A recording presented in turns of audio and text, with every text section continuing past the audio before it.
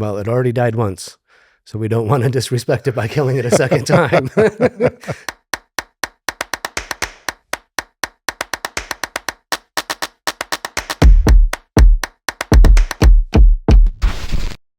Welcome to Tampa's Table, a culinary journey. I'm Jeff Houck. I'm Vice President of Marketing for the 1905 family of restaurants.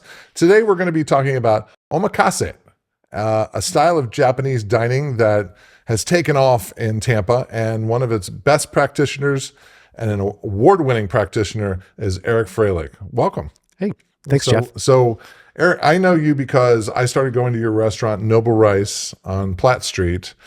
Gosh, I want to say 7 or 8 years ago. And I'd never heard of Izakaya, which is sort of like a Japanese pub style restaurant. Yes, sir. And my friend David Williams, who is a graphic designer who loves anime and all things Japanese and cultural Japanese, took me there and baptized me. And it's not an overstatement to say my life changed, because I got to taste what I think were the most authentic Japanese flavors that I had had there. And I'm wondering, how did Noble Rice get started and why in Tampa? Oh, geez. So this is one of the most popular questions I get asked pretty much every night.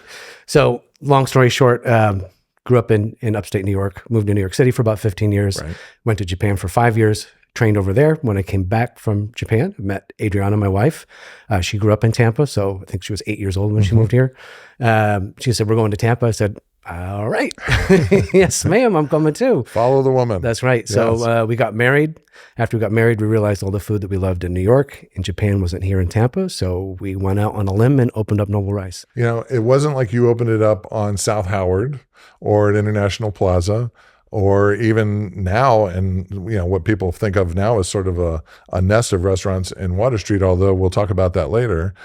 You opened up in the Hyde Park neighborhood, and I'm wondering why you picked that place. It's just serendipitous. It was a creative loafing, not creative loafing, I'm sorry, a Craigslist ad that we saw, and I met our current landlord, Michael Polori, and he's been fantastic ever since. We've rented that space, and it just worked out. So for people who aren't aware of, we're going to work through a couple terms here.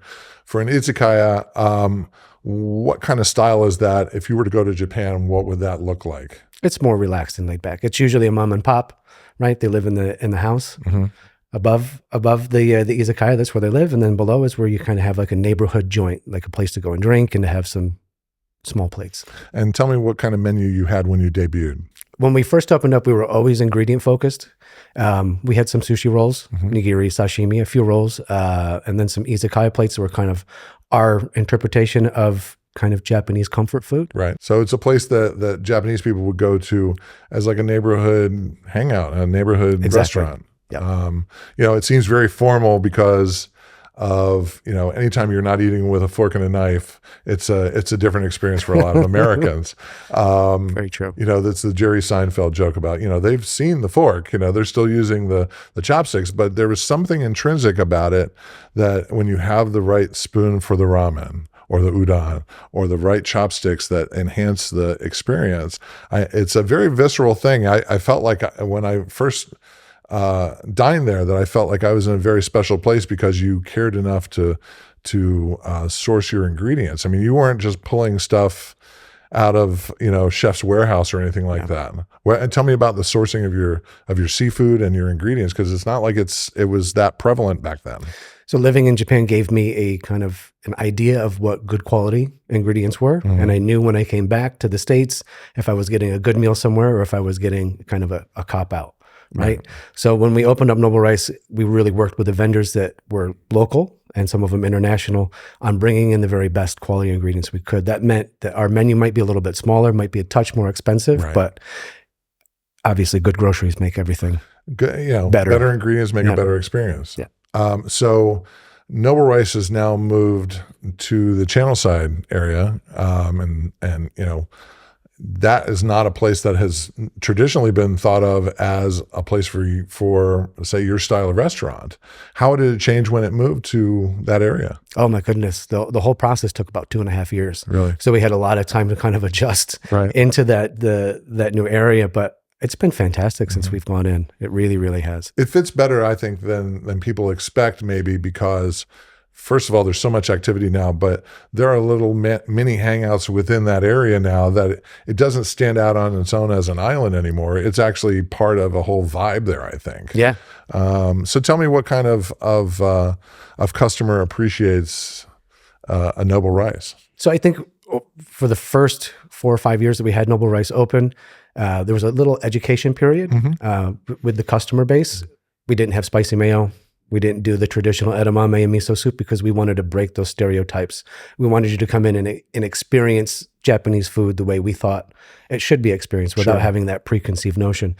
So when we moved to channel side, we kind of had this dual concept going on inside of Noble Rice, which was we had an omakase that was like $250, and then we had somebody having a $16 ramen in shorts and a tank top and flip-flops next to that experience. So my wife and I knew that we wanted to separate those two concepts from each other so that you could have one exclusive 8-seat only omakase place, which is now Koya, and then the more, I would say, approachable meal or concept, which is Noble Rice and channel side. So you mentioned it, the restaurant Koya. Basically went in where Noble Rice used to be on Platt Street. Tell me about how that came to be. What was the inspiration for wanting to do that? Was it the response you got to the omakase in Noble? Yeah. Or?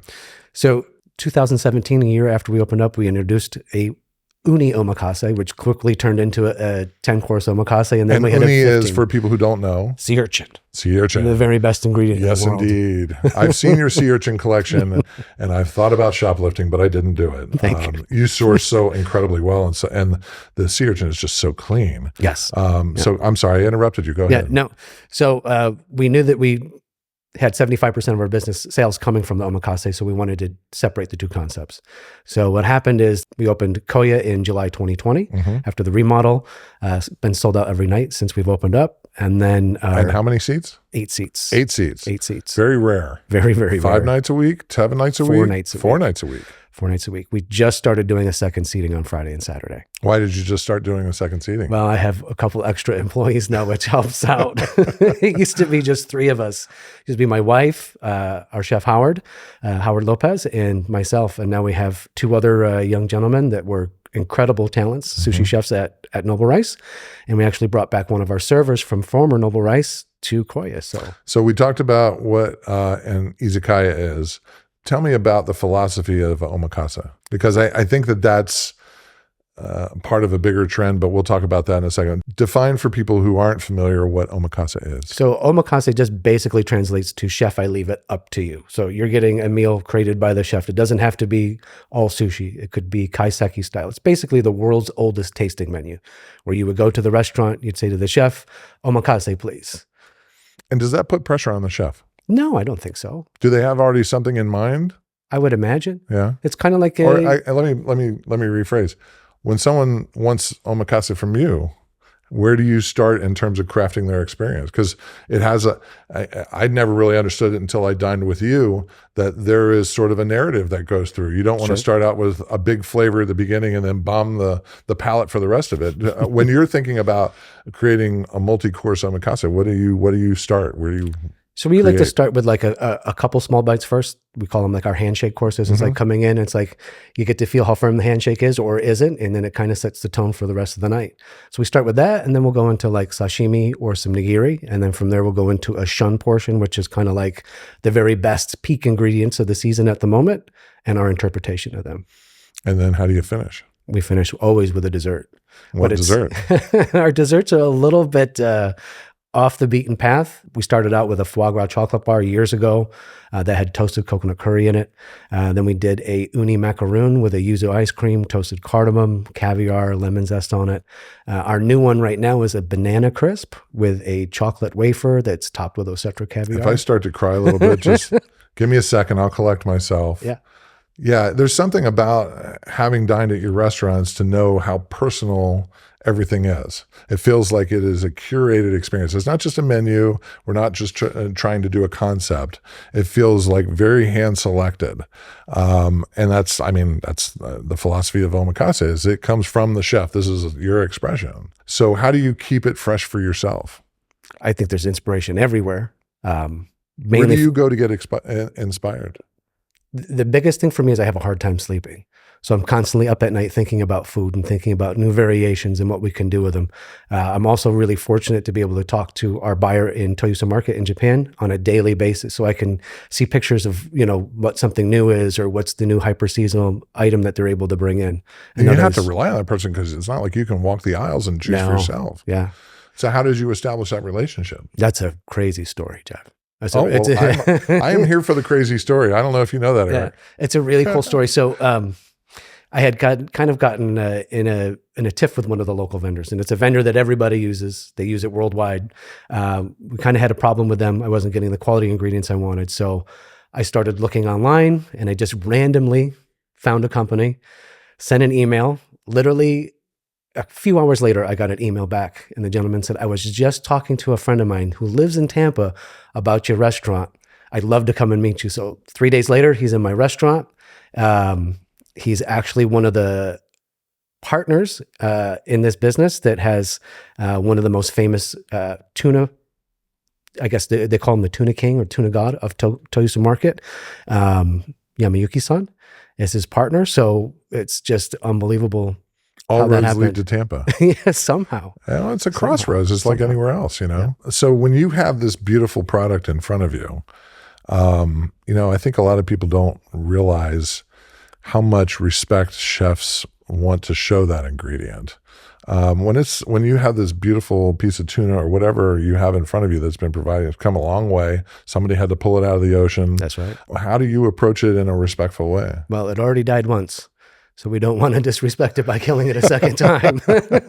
So yeah, how you handle ingredients is very important, especially when it comes to fish. Right. I give you one popular misconception, which is the fish has to be extremely fresh, like it just caught off the boat. And that's a total lie. If you caught a tuna off a boat and started cutting it up to have sushi or sashimi with it, it's going to be very firm, crunchy. It's not going to have very much flavor at all. So it needs time to rest, to relax. Exactly. So we have about a 6 to 9 day period where we let the tuna relax and let the water content kind of evaporate as much as it can, kind of like a good aged steak would be. And then you're left with more umami flavor. Do you have a favorite ingredient that you use? Is it the uni? I love uni. Why is the uni so good? I don't know. I need answers. Yeah, it's ridiculously expensive. So it's just so clean. I will be honest. The first time I heard about uni was through Anthony Bourdain. And watching him go nuts in Japan over uni. So I tried it. I'm like, why has nobody ever told me about this? But it's just a clean, beautiful flavor. Yes. What does it do for your dish? It's an enhancement for sure. And even on its own, it's a spectacular ingredient. So like adding it to our dessert with a yuzu or citrus-based ice cream and then some caviar that's to gild the lily. So yeah, it's one of those ingredients that's exquisite on its own, but also can be playful with others. So I know you have 2 seatings at Koya. How does the reservation system work? So the 15th of every month, we open the reservations up at 10 a.m. We sell out pretty quickly. So if you have a date in mind, it's good to be kind of open with that date and then have a party size. So yeah. Anything under 8? Anything under 8. Yes. There's a secret 9th seat that people don't know about. So we're allowing odd parties to be able to book. So parties of 1, 3, and 5. So we have a lot of solo diners that want to join. So we've kind of allowed this 9th seat in there, but you can't book all 9. It's interesting. You see a lot of people solo dining now in a way that you didn't used to. And a lot of them like to eat at the bar. Like at the Columbia, they'll eat at the bar. The bar doesn't have any stigma anymore. And you have a relationship with the bartender just like you would with the sushi chef. Yeah. So I'm glad to hear you did that. That's awesome. So you open Koya. Now you're doing 2 seatings. What indication do you take from that about, from a macro standpoint, where Tampa is in its culinary life? Does it show maturation? Does it show excitement? What does it say about Tampa when you can fill in an omakase setup twice a night? I think it says a lot that we grew up, especially as a city as a whole. Right. I think there's definitely been an education period, but you see a lot of people traveling now. A lot of people are going to go to Miami. They're going to be in New York. They're going to go to LA. And then with social media, you're going to see what everybody else is eating all around the world. Right. So you already have kind of this interest there, right? So it does say a lot We are an 8-seat restaurant, so I don't want to brag too much. It's not hard to fill 8 seats. You're not filling it at $10 a person. Let's be true. But the bottom line is you're providing a unique experience that is, I joke about it, but food is the new souvenir. And you go to that on that specific night, only 8 people had that experience. You can't, I mean, it's like how many people have stood on the moon? I don't want to compare it, but at the same time, it's that specialized in that moment in time. The other thing I want to talk about is sort of the ground that was broken, because it's not like there's an enormous population of Japanese in Tampa. I mean, there's a broad base of Asian population that's here, for whether it's USF or industry or whatever, but your customers by and large are Anglo, I would think. Yeah, we have a good mix of ages, demographic that comes in. Like I said, I feel like with social media being as prevalent as it is now, people are seeing what everybody is having to eat from across the entire globe, and it's like, well, I want to try that too. And they also are thinking about where their food comes from, and they like to know that the people that are serving them have thought about where that source is. Do you get questions about where's this from, or of course, what kind of questions do you get? Oh, yeah, exactly what you just asked me. Like, how do you get this? Where did this come from? And it's like, well, we go through every course and we try to explain every kind of detail of what you're experiencing, where the fish came from, exactly how it's been prepared. I think we've always been authentic. And we've always had this integrity about our ingredients, and we've never let that slip. And I'm proud of that. The other thing that I'm seeing is that now you might have a barbecue place, but you might play with Asian ingredients or Japanese ingredients. I remember going to Haven one time, and I was like, what is that? And they're like, it's Kewpie mayo. I go, what's Kewpie mayo? And now it's in Publix, and you can, it's very prevalent.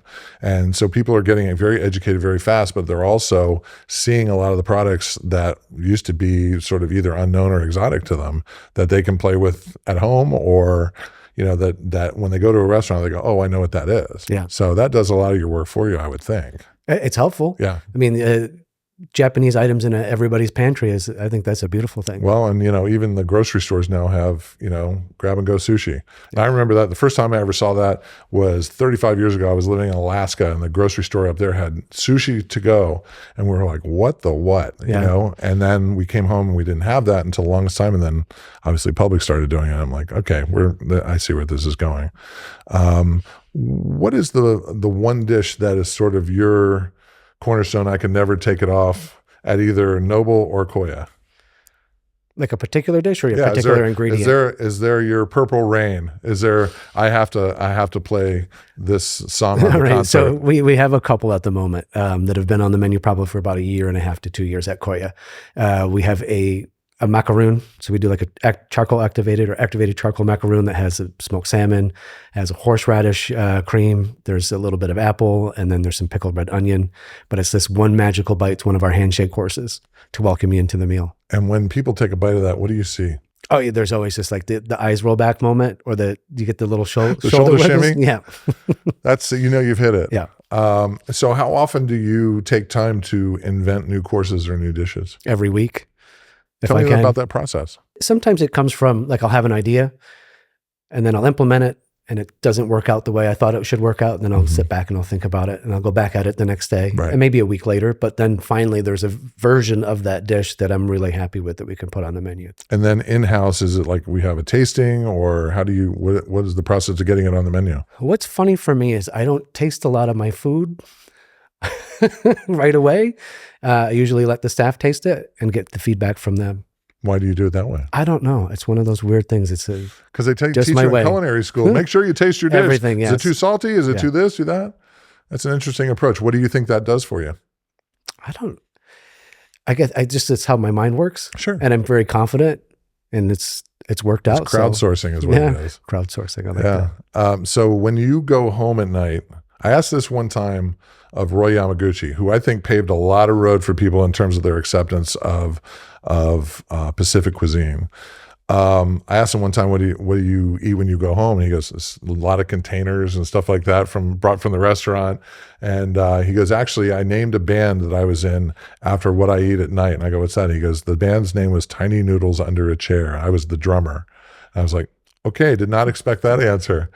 People have this fantasy about what the chefs and bartenders do when they're at home and what they eat and what they drink. Tell me about what you do when you're unwinding. So yeah, everybody thinks there's something glamorous happening, and it's usually not that way. So there's been many nights with the tiny noodles or a box of Kraft macaroni and cheese for sure, hitting the drive-thru on the way home.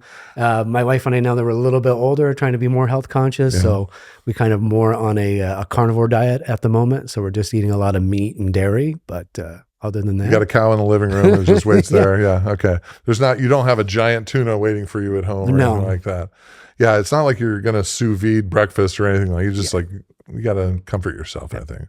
So Adriana, tell me about her role in the restaurant and you two as a team, because I know in dining there, it's very symbiotic, and she's so wonderful about providing the hospitality side She's of it. Absolutely amazing. The restaurant, neither of them would work without her. Right. 100%. She's the backbone for sure. And I think I pulled her into it unwittingly. And we had some moments where some staff went missing, and it happens in every restaurant, but we had to step up together as a team to make things work. And if we didn't, the restaurant wouldn't be open. Right. So there was a time when she was my right hand.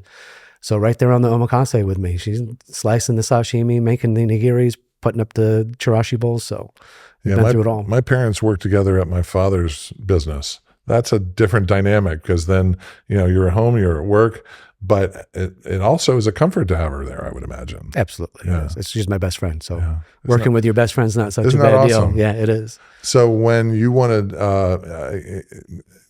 maybe say start something like Koya, is that your idea? You confer with her? How does that work? Yeah, usually it's me just dumping a whole bunch of, like, hey, let's do this. And she's like, nope, whack. After some persistence. We see her true value, I see. Yeah, for sure. So she's a great sounding board, right, especially to say, hey, you're being unreasonable. Step back from the ledge a little bit. So give you perspective. Yes, not exactly. a retainer. It's just sort of giving you the reality of it, I guess. Exactly. Yeah. So the other thing I remember is I used to lose my mind because you had a market at one point right next to where Noble was, right around the corner in that same building, and it was some of the best sandwiches I've had in Tampa. And Tampa's a sandwich town, but along comes this word Michelin. And you're one of the first Michelin-starred restaurants in Tampa. Where were you when you found out the news, and what was your reaction? So when we heard Michelin was going to come to Florida, I was like, yeah, it's just going to be the guide, right? They're just going to have the recommended restaurants. There's no way anybody's getting a star. So right. It was right out of my mind immediately. But customers come in and say, oh, you're going to get a star. It's like, nope, that's not how it's going to work. But it actually went down that way. And it's been what an amazing journey. Because I know there's been 2 rounds of it, and Koya got the star. I thought you should have gotten a star for Noble in the first round because it was such a unique and cultivated experience. What's been the reaction since then? Because you were already busy. It wasn't as if you weren't busy. What has been the experience, and are you seeing it drive customers to your restaurant? For sure. It's been huge. It's absolutely been huge. I mean, we were busy before, but this is on another level. It's an animal. But it's in a good way, in a very, very good way. And it's definitely shined a spotlight not only on us, but also on the city as a whole. I was going to ask you what you thought the long-term effects of it would be. Oh, huge. And it should raise the bar for everybody else. So I think iron sharpens iron. The rising tide raises all ships. Yeah, I agree. I think that there's probably a 20-year tail on it, to be honest with you, because it takes time to get concepts going and nurtured and whatnot. But having a magnet of drawing people to town with the possibility of starting something that might earn notice through Michelin is huge, much less international recognition. Mm-hmm. So when you're down in Miami and you find out that you're getting the star, were you in the audience when they announced it, or did you know it beforehand? Or? No, I had. So when they announced they were very tight-lipped about all that stuff. You knew you were called to be there. They invited you there. That's a promising thing. Yes. When they announced that you had won, take me through that moment. Well, yeah, that's just like pop. You hear your name called, and we weren't expecting it because they were going kind of alphabetically. And somehow Koya was the first one out of the three new stars. Was it 3 or three new stars? 3 new stars from Tampa. For Tampa, yeah. Yeah. And that was that particular round. There were stars in Tampa and not Orlando. And Orlando previously had the stars, and now Tampa's getting them. And it seems like, okay, whoever is giving the stars or doing the analysis or the visits are now getting around to see what's available. And there's a huge amount of talent and a huge amount of great places now. So you think there'll be more? You would think so. You would think so. Yeah, we would hope so. Yes. In terms of staying grounded, how do you stay grounded once you're starting to get that kind of recognition? What's the best way to say this? My wife and I are homebodies. We're home a lot. I pour myself into work. I'm either at Koya or I'm at Noble Rice. We don't really hang out that much. We don't have a large group of friends that we're partying with. I think that kind of helps keep us focused on what we're doing. Yeah, it helps to be surrounded by people who don't care. Yes. Children, pets, things like that. It kind of keeps you level-headed. So you have 2 recipes in the new edition of Tampa's Table cookbook. What recipes did you choose and why? All right. So for Koya, this is one of the recipes that would be, or an item that's been on the menu for quite a while that's hard to take off. It's actually, we consider it our first dessert course of the night, and it's a scallop. So we have a Hokkaido scallop that's been cooked in vanilla bean and butter, and then it's going to be covered with a white chocolate and yuzu beurre blanc. It's deceptively simple looking dish, but it's a really, really great gateway into the dessert course. And you can't take it off the menu. It's People love it that impossible. much. Yes. And what's the second one? The second one for Noble Rice is our shrimp toast. So that actually came from our previous executive chef, Frank Anderson, as a crowd-pleasing hit. Every time we send it out, the eyes roll and the shoulders. The shimmy again. Yeah, the shimmy again. What works about it? What's so popular about it? So it's shrimp, right? And toast. Yeah, and People toast. love toast. Well, it's a toast. I did a story one time about toast. It sounds silly, but it's such a deep memory for people of the smell and the crunch and the hominess of it. And shrimp's just awesome. Yeah. It's an unctuous bite. It's covered in Thai herbs. We do hoisin and a Kewpie mayo on it, and it's just one of those bites that hits every level. And people can make it at home with the recipe that they have. Absolutely. That'd be awesome. Yeah. We talked about what you eat at home. Where do you go for inspiration? Are there restaurants? I mean, it's not like there's a huge number of omakase places here. Yeah. Where do you draw your inspiration from? So that somebody asked me, where do you go to get sushi? And it's like, I don't, because I work in a sushi restaurant. Well, it's not a sushi restaurant, but I work around this stuff all the time. So it's like if I was making pizza, I probably wouldn't go out for pizza. So people always ask me, where do you go for Cuban sandwiches? I go, dude, don't start with me, So where do you go? What do you do? What do you see? So I've got a favorite restaurant in town, which is Roca. Chef Bryce and I have become good friends over the last couple of years. Who just won a Michelin star himself. Yeah, well deserved, man. Absolutely well deserved for those guys. He's going to be a guest on the show as well. Awesome. So you go to Roca, any place else? Locally, there's a few places by home, but they're, small little sandwich shops. So when you go to a restaurant though, and I know this from being in the industry, you see it in a different way. Like you're watching the steps of service, you're watching the utensils or the technique or things like that. Tell me how you break down a restaurant, and can you enjoy going out? Absolutely. You can. My wife and I just went out last week, and we had a tremendous meal, and it was really cool to see their steps of service. They did everything super well executed from start to finish. Right. Hospitality, front of house, back of house, all the chefs, terrific. And when you see that, what does that do for you? Well, that's inspiring. It's like, hey, maybe I could step up my game a little bit here, or do something, that they're doing that I'm not doing, that just kind of, make us a little bit better. So talk to me about the future. What's your next idea? What's the next concept? Well, as you know, we have Kinjo coming, which is going to be Itameshi. It's an Italian-Japanese fusion restaurant. Itameshi. Itameshi. You schooled me before the podcast on how to say omakase and izakaya. Yes, sir. Did I hit those? Yes, you did. Okay. So this is Itameshi? Itameshi, yeah. Itameshi. I can get that because of eat, and not to break it too far down. I feel like Chris Farley and talking to Paul McCartney, like, remember when you were in the Beatles and you said Itameshi? But Itameshi means what? It just basically translates to Japanese fusion. Okay. Or Italian fusion, I'm sorry. And that's a kind of a wafu style, which wa means Japan, fu is Japanese style food. Me through it. Yes. Wafu. So Itameshi. Japanese, wafu's Japanese style, like food. Right. So it's Japanese Italian. And so Japanese Italian because? Well, Italian food is one of my favorite foods to eat. There you go. That's all you need. Yeah. You want to cook the food you want to eat.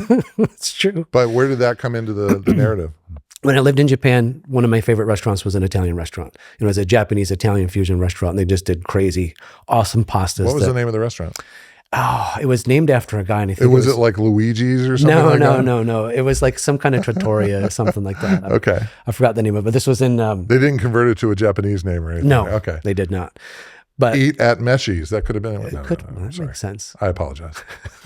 But you love that food so much. Yeah. And why did you love it there so much? What did they do that was so special? It reminded me of home, right? But also at the same time, it was like their version of what they thought Italian comfort food would be for a Japanese person. So it's like Italian food made with Japanese sensibilities. Interesting. So, say spaghetti and meatballs, what would that look like there? Well, you might have something like, you could have like a natto pasta, which is fermented soybeans with a little bit of garlic and olive oil. You could have a mentaiko, which is a roe tossed in with the pasta. Okay. A lot more mushrooms and soy-based and brown butter than you would have a red sauce. So we'll see some of those ingredients possibly at Kinjo. Absolutely. Interesting. So how many seats at Kinjo? I think we're going to start with 16 to 20, somewhere in there, but I heard there's a rumor that it might get bigger, but we'll see. Yeah, I talked to the owner. I would say that's what I always do is go to the source. And hopefully by the time you see this, it'll be open. So that'd be great. Yep. And then what do you think the future looks like for Tampa? What's your crystal ball say about what the future looks like culinarily? I think it's going to be great. I think we're right on the cusp of doing something great, but it doesn't feel like a plateau right now to me. No, it feels like, okay, we've gotten it started. Here we go. How many restaurants are currently on the horizon that haven't opened up yet? So there's a lot, and there's a lot more. Explanation because the reason that so many are opening all at once is because so many were delayed by COVID, like you were talking about. And now that they've been on the planning stages, they're ready to go. They're fully formed. It's not like they're still walking. They've been ready to run for a while. So we're seeing a bunch of them. Yes. But you think that's a good sign? I think it's a good thing. I think there's going to be a struggle for finding good help and qualified help because the pool is getting a little bit thinner right now. I think you've talked to a lot of local restaurateurs. They're seeing the same thing. So. Yeah. All industries really, but especially hospitality. Yeah. But it'll figure itself out, I think. I mean, it attracted you to Tampa. It sure did. It sure did. God knows what's going to attract somebody else to come here, but I would have to think that working at great restaurants would be a magnet at a certain point. I appreciate you being a guest on the show. Thank you so much for coming in and talking. I can't wait for the next time I eat at your restaurants and also for Kinjo. I'm really excited about Italian and Japanese because now I'm thinking, okay, I can see uni meatballs. Please give me uni meatballs. Will you give me uni meatballs, please? I'll try. It'll only be like $1,000 a plate. But yes, you understand where I'm getting at. But thank you for being a guest. My pleasure, Jeff. And thank you for watching. Please keep your eye out for future episodes of Tampa's Table, a Culinary Journey. You can find them on YouTube and also anywhere we have podcasts. And keep your eye out for the fall for the new edition of Tampa's Table cookbook that will be coming out very, very soon. Thank you very much.